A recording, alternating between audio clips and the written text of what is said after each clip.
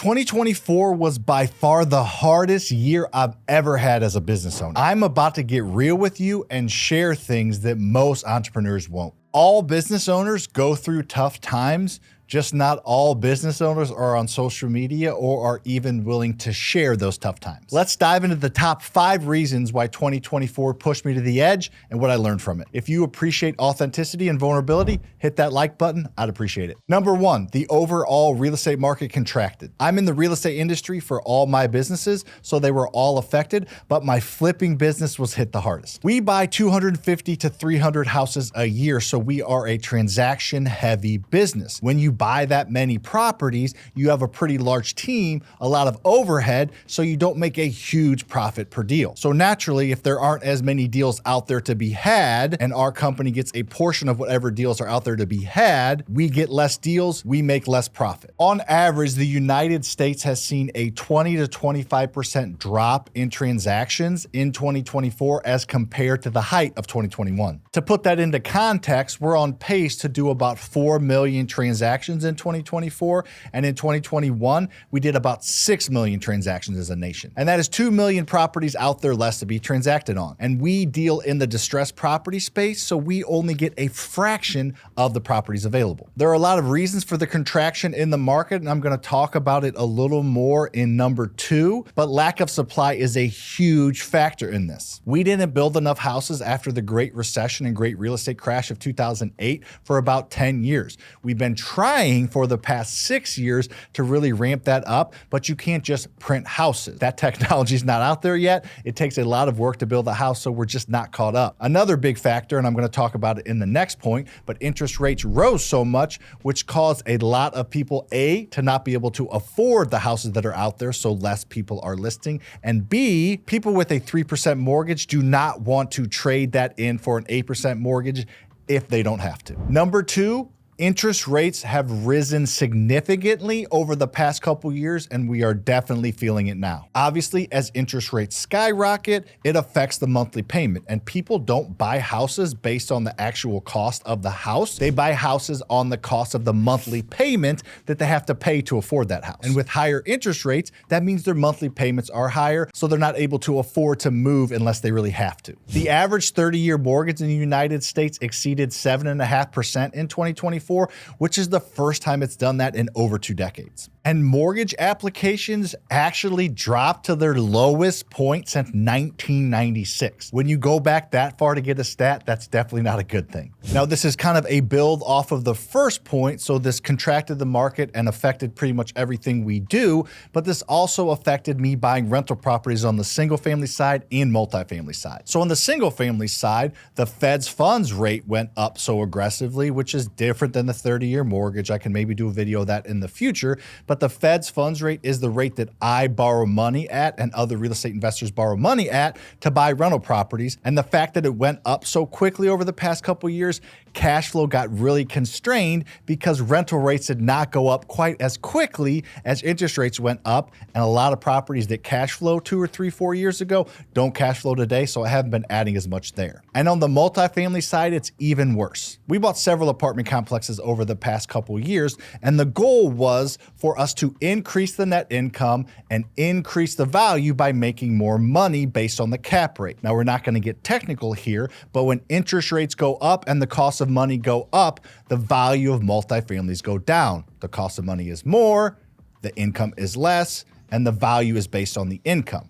So our multifamilies and a lot of people's multifamilies have not gone up as much in value as you'd expect, even with decent occupancy and even with decent income. In fact, I heard it the other day, we are currently smack dab in the middle of the 2008 version, but multifamily style. Number 3, we try to scale our company at the absolute worst time. In 2022, we did over 300 deals in our flipping business, and our education business was absolutely exploding. So Lucas, my business partner, and I put together a plan for 2023 and 2024 to absolutely step on the gas, which could not have happened at a worse time based on the first 2 points I just gave you and the next few I'm going to give you. We put a team in place to do 400 to 450 deals each year over the past couple years, and that has not happened. In fact, last year we did about 180 deals deals.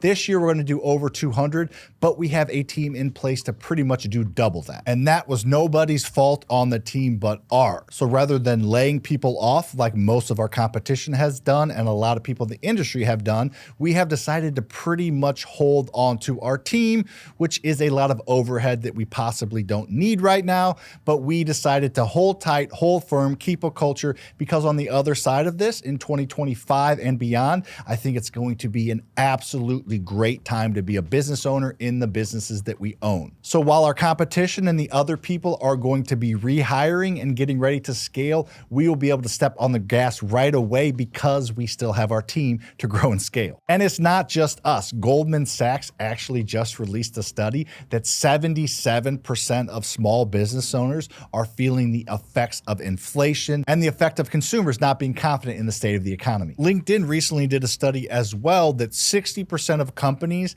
that held on to their staffs during a downturn felt like they were able to scale faster once the downturn was over. The thing about this is I can't predict or control the future, but what I can do is control how I react to the things that are thrown my way. We got thrown a lot of stuff over the past couple years. We held firm, we held tight, and now we're ready to rock in 2025. Number 4, we are going through general growing pains trying to scale to a billion-dollar business. Over 65% of businesses claim that they felt significant growing pains getting to the $10 million a year revenue mark. While we are already beyond that, in most of our businesses, we are still feeling the growing pains because we have such lofty goals. I don't think anyone has made any significant growth in business without going through trials and tribulations. So I think this whole video and these struggles that we've had this year are very, very normal. And I think some of them could have been avoided, but for the most part, you're going to go through struggles when growing a business, when buying your first rental, when starting a landscaping company, whatever you're doing,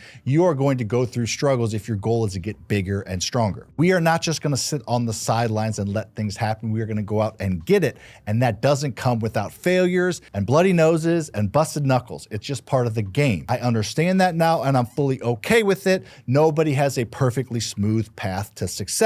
There's a lot of bumps along the way, and we are just going through a pretty big one right now. The Harvard Review also stated that over 70% of CEOs said they were not prepared to grow and scale as quickly as they thought. Definitely not beating my chest here. I think we fell into the trap that a lot of hungry entrepreneurs fall into. We wanted to scale and grow because it had been so easy. We thought it was going to be easy, and that is never a good way to look at things. And number 5, we are smack dab in the middle of a trust recession. I've heard this thrown out a lot over the past few months.